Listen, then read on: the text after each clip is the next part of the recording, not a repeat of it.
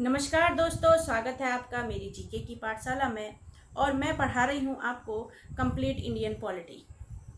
तो दोस्तों, जैसा कि मैंने आपको कल बताया था कि 10 देशों के संविधानों से सोच विचार कर उनके कुछ नियम लिए गए, कुछ अधिकार लिए गए और अपने भारतीय संविधान में उनको क्या कर दिया गया, ऐड कर दिया गया।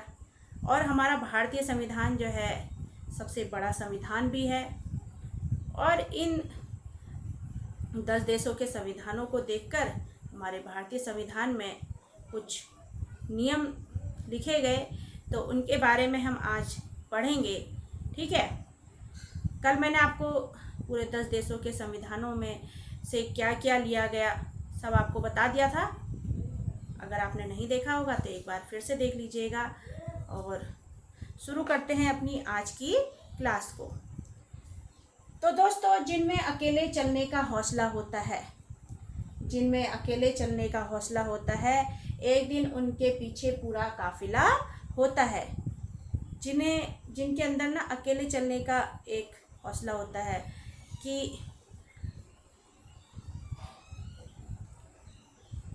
तो दोस्तों, जिनके अंदर अकेले चलने का हौसला होता है, मतलब वो चाहता है कि मैं जो करूँगा अकेले अकेले के दम पर करूँगा। ऐसा हौसला होता है ना कि किसी का इंतज़ार नहीं करता कोई। तो दोस्तों देखिए, जब हमें कहीं सफल होना होता है, कोई लक्ष्य हमें पाना होता है ना, तो उसके लिए हमें अकेले ही मेहनत करनी होती है। हमारा सिर्फ कोई हमें गाइड कर सकता है, हमें समझा सकता है, बाकी रात रात भर उठकर हमें ही पढ़ना पड़ेगा, है ना दोस्तों। इसका फ़ायदा भी तो हमें ही होगा।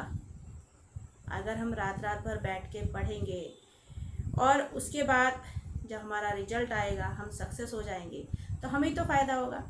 दूसरे हमें सिर्फ गाइड करते हैं, समझाते हैं, और उनकी गाइडेंस ही हमारे लिए काफ़ी होती है, क्योंकि दोस्तों गाइड करने वाले भी बहुत कम मिलते हैं, है ना। तो कहते हैं कि जिनमें अकेले चलने का हौसला होता है, एक दिन उनके पीछे पूरा काफिला होता है। एक दिन उनके पीछे पूरा काफिला होता है। इसका मतलब यह है दोस्तों कि जो व्यक्ति अकेले ही अपने लक्ष्य को पाने का प्रयास करता है, रात रात भर वह उठकर पढ़ता है और पूरी प्लानिंग से अपना कार्य करता है, जिसके अंदर आलस बिल्कुल भी नहीं होता, ठीक है, बिल्कुल भी नहीं होता, और अपने लक्ष्य को पाने का एक जुनून होता है। एक जुनून होता है ना, जैसे कोई एक माउंट एवरेस्ट पर चढ़ रही है लेडी, तो उसने क्या देखा है कि मेरे को वहाँ चोटी पर पहुँचना है, और उसके लिए वो लगातार लगातार लगातार चढ़ती रहती है, एक जगह पे तो नहीं रुकती। तो उसके अंदर क्या होता है, एक तरह से जुनून होता है कि मुझे वहाँ पहुँचना है, वही मेरा लक्ष्य है, उस चोटी पर मुझे पहुँचना है। तो दोस्तों वही जुनून हमें भी चाहिए। हमारा भी तो लक्ष्य उस चोटी के समान ही है, तो उसके लिए हमें मेहनत करनी है। तो दोस्तों उसके लिए पाने के लिए हमें एक जुनून चाहिए होता है, और वही व्यक्ति सफलता की मंजिल तक पहुंच पाता है, और फिर सब लोग उसके साथ रहते हैं, है ना। जब आप देखते होंगे ना, जब जैसे IAS IPS या और भी जॉब जिनकी लगती है, तो उनकी एक अलग ही पोजीशन हो जाती है, एक अलग ही उनकी क्या कहेंगे, एक तरह से अलग ही हस्ती होती है ना।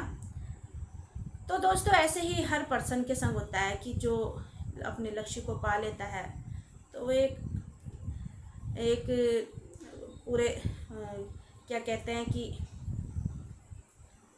दुनिया में एक पहचान बन जाती है, पूरे समाज में एक उसकी पहचान बन जाती है। देखिए वो इस पोस्ट पे है, देखिए वो इस पोस्ट पे है, उसका एक नाम हो जाता है। तो वही दोस्तों, ये चीज़ें मैं आपको ये लाइंस बताना चाह रही हूँ इन लाइंस के द्वारा, कि आप भी उन्हीं की तरह बनिए, है ना।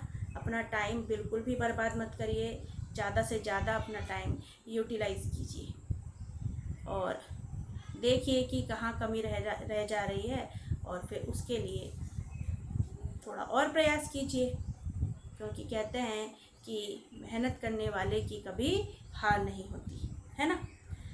तो दोस्तों अपनी इन बातों को विराम देते हुए हम पढ़ते हैं आज मौलिक अधिकार जो हमें मिले हैं।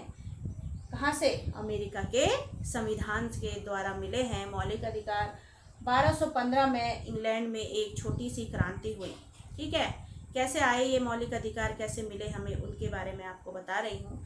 1215 में इंग्लैंड में एक छोटी सी क्रांति हुई और उस क्रांति के द्वारा इंग्लैंड के राजा किंग जॉन ने कुछ अधिकार दिए।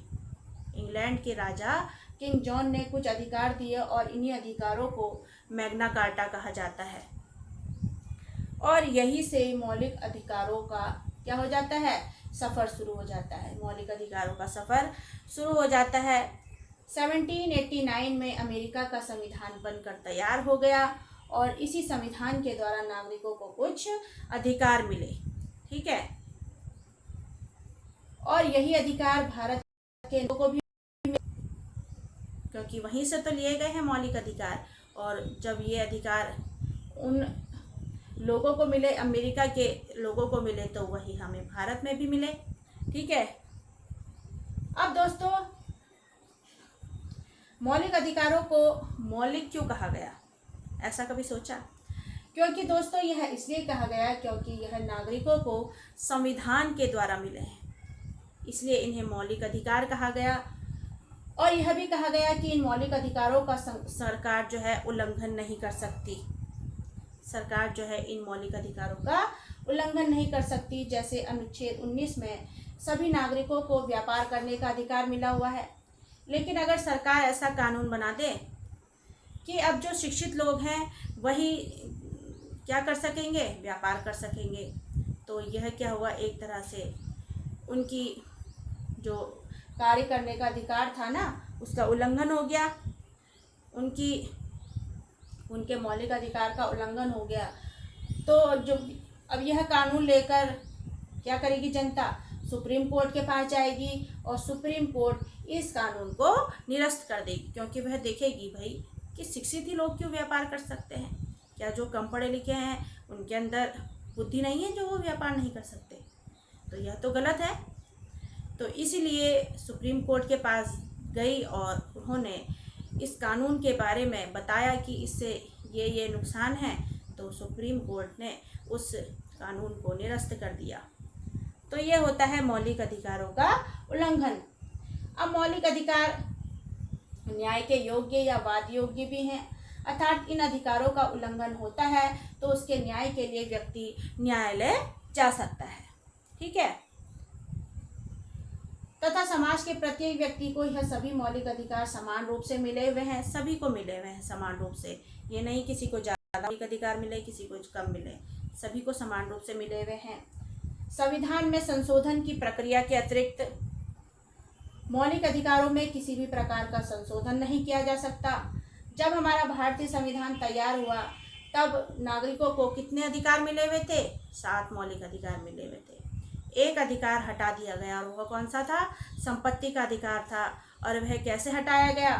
44वें संविधान संशोधन के द्वारा हटाया गया। 44वें संविधान संशोधन 1978 के द्वारा हटाया गया संपत्ति के अधिकार को।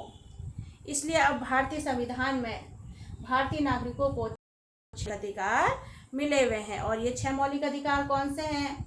देखिए, सबसे पहले कौन सा है? समानता का अधिकार, फिर स्वतंत्रता का अधिकार, शोषण के विरुद्ध अधिकार, ठीक है, धार्मिक स्वतंत्रता का अधिकार, शिक्षा और संस्कृति का अधिकार, संवैधानिक उपचारों का अधिकार। ये अधिकार मिले हुए हैं। ठीक है, देखिए आप अच्छे से एक बार देख लीजिएगा। तो ये मिले हैं मौलिक अधिकार। पहले थे 7, फिर 1 हटा दिया गया 44वें संविधान संशोधन का, और फिर एक अधिकार ये बचा। ठीक है, अब दोस्तों देखते हैं समानता का अधिकार। समानता का अधिकार अनुच्छेद 14 से 18 तक है। ठीक है, स्वतंत्रता का अधिकार अनुच्छेद 19 से 22 तक है। शोषण के विरुद्ध अधिकार अनुच्छेद 23 से 24। धार्मिक स्वतंत्रता का अधिकार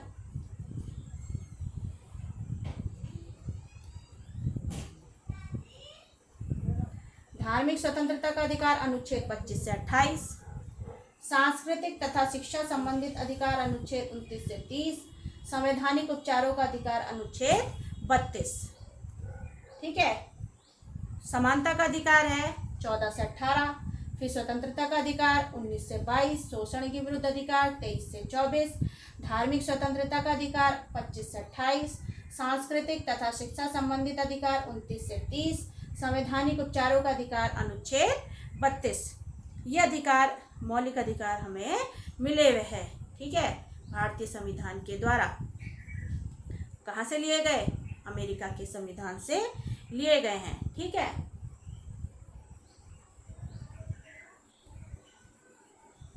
अब दोस्तों, भारत में जो मौलिक अधिकार हैं उन्हें दो भागों में बांटा गया है।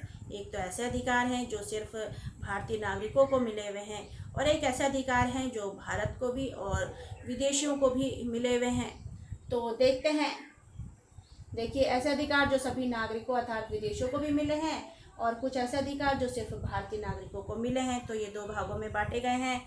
अब जो केवल भारतीय नागरिकों को मिले हैं उनमें कौन कौन से मौलिक अधिकार आते हैं, देखते हैं। ठीक है। अनुच्छेद 15 में आरक्षण की बात की गई है, इसलिए आरक्षण जो है वो सिर्फ भारतीय नागरिकों के लिए है, विदेशियों के लिए तो नहीं होगा, क्योंकि उन्हें जो आरक्षण मिलना होगा वो अपने देश में मिलेगा, हमारे भारत में तो नहीं मिलेगा। भारत में तो हमारे भारतीयों को ही आरक्षण की सुविधा दी गई है। अनुच्छेद 16 में रोजगार, सरकारी नौकरियों में आरक्षण की बात है, इसलिए आरक्षण भारत के नागरिकों के लिए ही है। ठीक है। फिर अनुच्छेद 19 में बोलने की, लिखने की, व्यापार करने की, अभिव्यक्ति की स्वतंत्रता है। अनुच्छेद 19 में ये ऐसे अधिकार हैं जो हमारे सिर्फ भारतीय नागरिकों के लिए हैं। ठीक है। अब अनुच्छेद 19 में भी बता दिया बोलने की, लिखने की, व्यापार करने की, अभिव्यक्ति की स्वतंत्रता है, और यह स्वतंत्रता विदेशियों को नहीं दी जा सकती। फिर अनुच्छेद 29, इसमें अल्पसंख्यकों के हितों के लिए बात की गई है। अनुच्छेद 29 में। अनुच्छेद 30 में अल्पसंख्यकों के लिए शैक्षणिक संस्थाएं, नौकरियों के लिए आरक्षण दिया गया है। अनुच्छेद 30 में, जो कि सिर्फ भारतीय नागरिकों को ही प्राप्त है, भारतीय नागरिकों को ही प्राप्त है। ये सारे अधिकार कौन कौन से, एक बार फिर से देख लीजिए।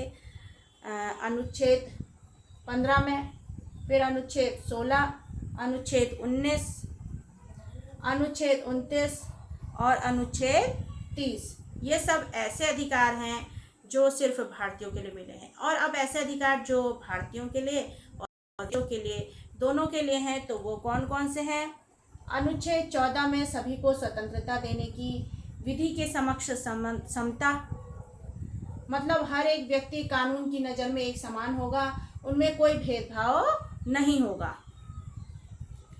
अनुच्छेद 20 में देश में अपराधों के लिए दोष सिद्धि के समक्ष संरक्षण की बात, ये भी सभी के लिए है। अनुच्छेद 21 में जीवन जीने का अधिकार, अनुच्छेद 23 और 24 में शोषण के विरुद्ध अधिकार।